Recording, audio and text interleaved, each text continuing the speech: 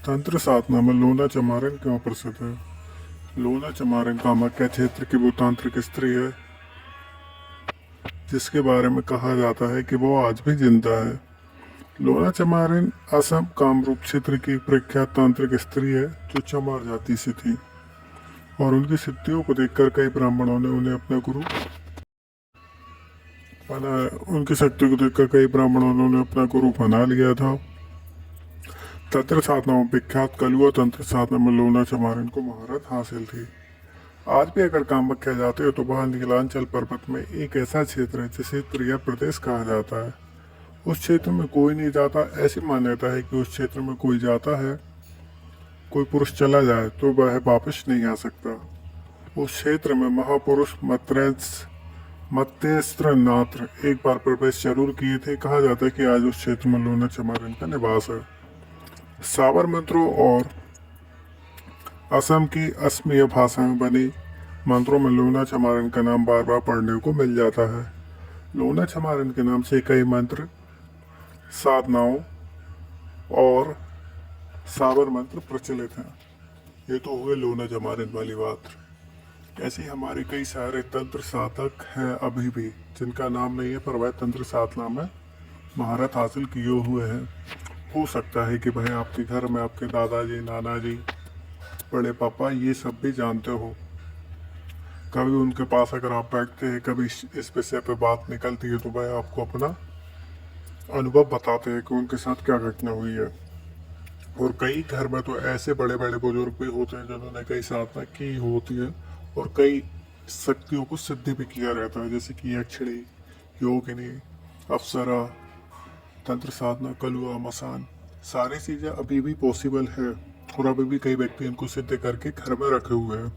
पर इनका negative effect कब पड़ता है? जब जिस व्यक्ति ने इनको सिद्ध किया है और उनकी मृत्यु हो जाती है तो इनकी मृत्यु के पश्चात जो सिद्धियां हैं वो तो रहती हैं घर में, पर क्या रहता था जब ये जीवित रहते थे, जिन्होंने इन सिद्धियों को किया हुआ है, तो वह उन्हें समय समय पर भोग देते रहते थे, जिससे कि वह उनकी सहायता करते थे, उनकी रक्षा करते थे और उनकी फैमिली का भी ध्यान रखते थे।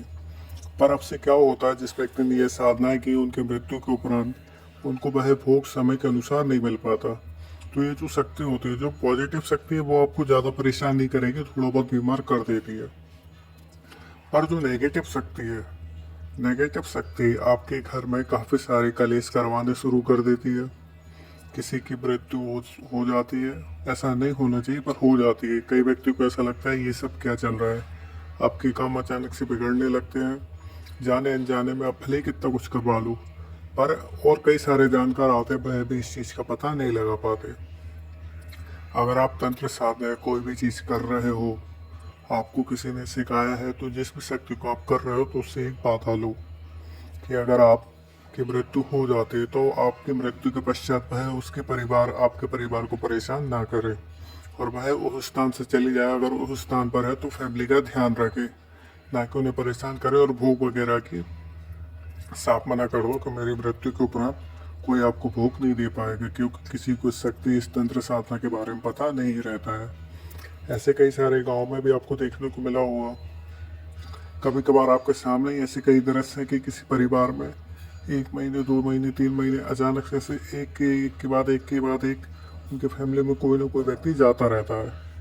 ये सब क्या होता है? एक तो उनके घर में कोई नेगेटिव शक्ति है, दूसरा जिसने उस तंत्र साधना को किया तो उस नेगेटिव शक्ति को काफ़ी ताकत मिल गई है, चौथा उस तंत्र शक्ति को ताकत मिलने के साथ उस व्यक्ति की मृत्यु के उपरांत वह खुला हो जाता है, क्योंकि उसे फिर कोई पाबंदी नहीं रहती, क्योंकि जिस व्यक्ति ने उसको साधना की है तो वह व्यक्ति उसको अपने कंट्रोल में रखता था, जो कि उनकी मृत्यु के पश्चात वह अनकंट्रोल हो जाते हैं, जिससे कि वह किसी पर भी हावी होने लगते हैं और घर में कलेश और भी दुर्घटनाओं को बढ़ावा देने लगते हैं।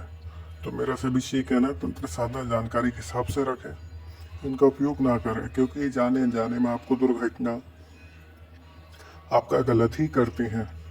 अगर आपको बिलीव करना है तो अपने प्रभु पर बिलीव करें, अपने इष्ट देव पर बिलीव करें, और गलत चीज़ों को मैं प्रमोट बिल्कुल नहीं करूँगा। हाँ, पर आज के ज़माने में ये सब चीज़ें होती हैं, आप मानो या ना मानो। जिस प्रकार आपके शरीर में कुछ इस प्रकार की बीमारियाँ होती है जो आपको नहीं दिखाई देती, ना ही डॉक्टर की पकड़ में आती, पर वह बीमारी होती है उसी प्रकार आज के ज़माने में भी नेगेटिव पॉजिटिव शक्तियाँ होती है। आपको देखे या ना देखे, पर ये शक्तियों का होना अनिवार्य है। जिस तरह सच है उसी प्रकार झूठ है, जिस प्रकार अच्छाई उसी प्रकार बुराई है। धन्यवाद।